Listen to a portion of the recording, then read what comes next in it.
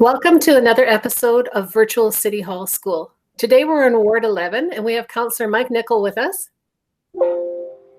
Hello, how are you? Glad you could join us. I'm well. And we also have student reporter Fiona. Hello.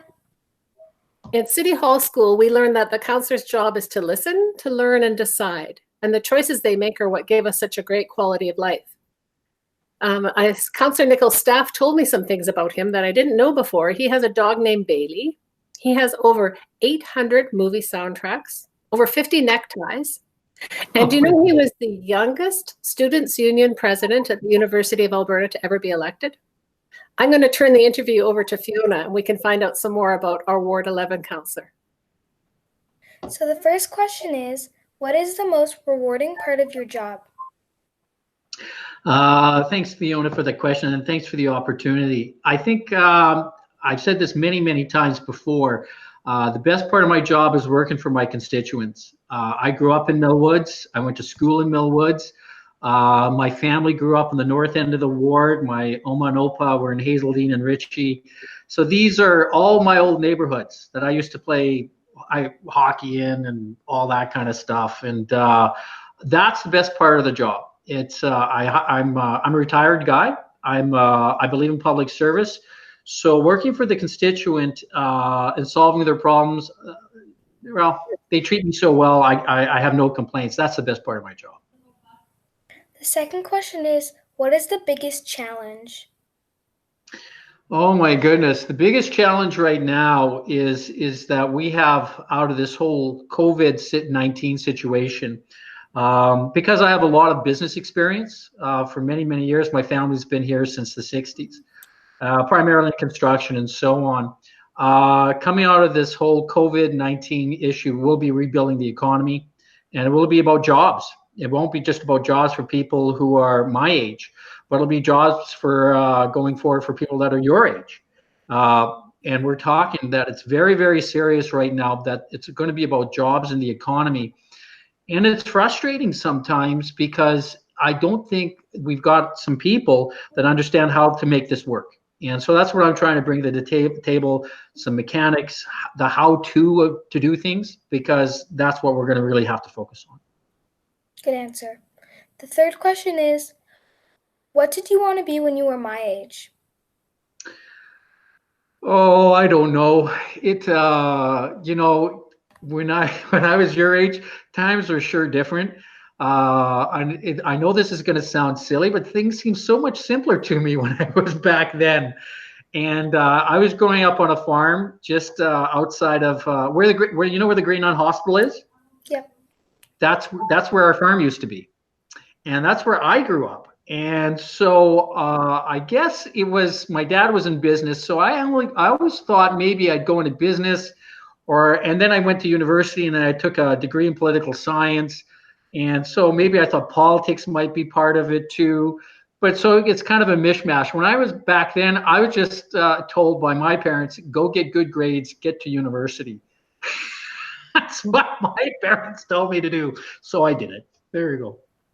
The fourth question is, what are 3 words that you would describe a great leader? A great leader has to have a vision. A great leader has to listen. And a great leader has to be able to build bridges.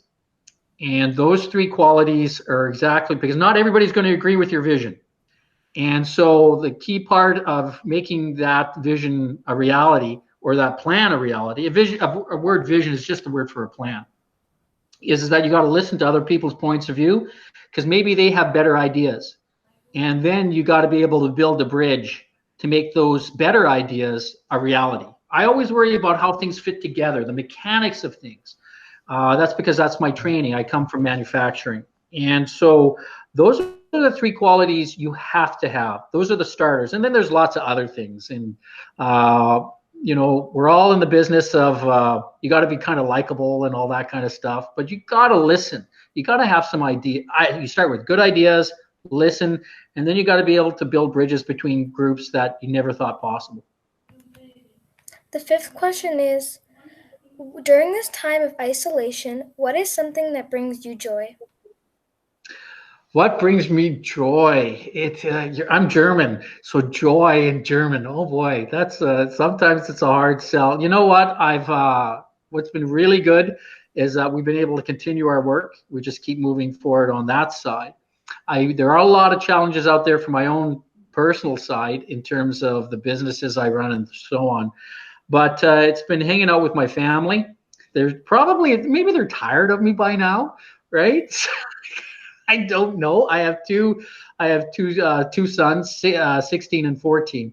They're great kids, and they're great people. They're not kids anymore. And because I am a bit of a workaholic, so last 6 years I'm spending a lot of time away from home. Now I'm always at home. The sixth question is, there are so many caring citizens in our city. Tell us some #YEG examples you've seen in our ward.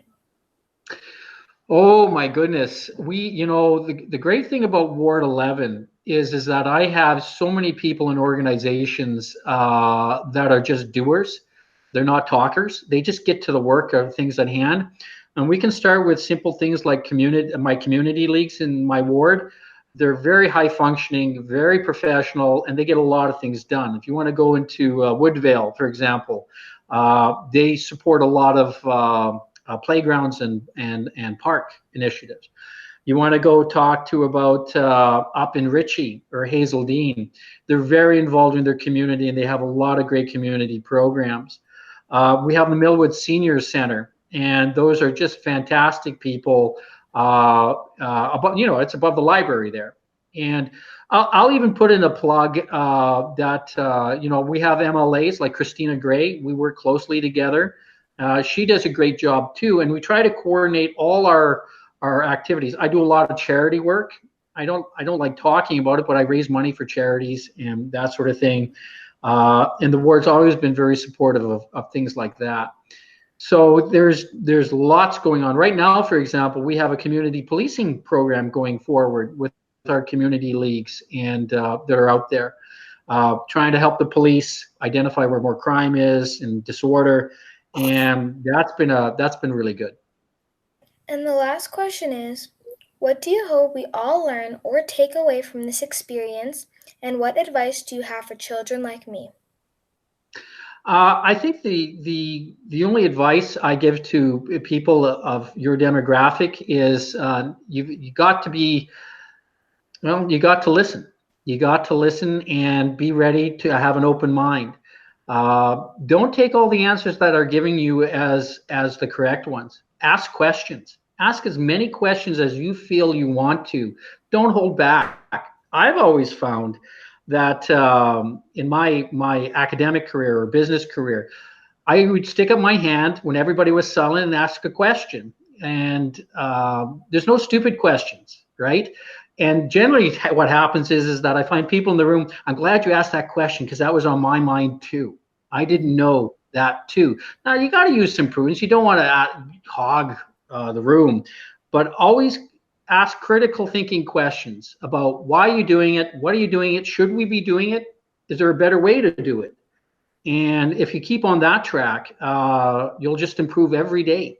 And whatever you want to do, that's the path to success. You got to ask good questions, which you've done. She did a great job. Thank you both for that interview.